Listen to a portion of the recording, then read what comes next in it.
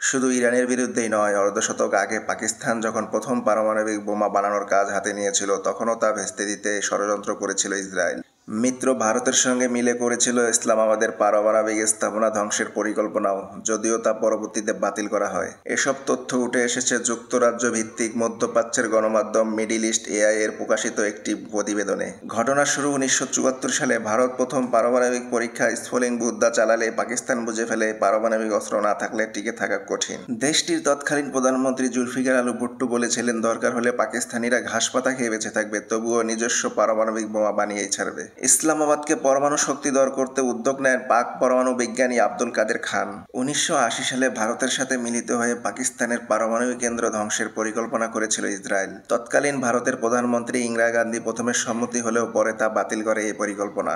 পাকিস্তানের মিত্র যুক্তরাষ্ট্র ও চীন গোপনে সহায়তা করেছিল পাকিস্তানের পারমাণবিক কর্মসূচিকে। অবশেষে 1998 সালে সফল পারমাণবিক পরীক্ষা চালায় পাকিস্তান, পরিণত হয় বিশ্বের সপ্তম পারমাণবিক অস্ত্রধর দেশে।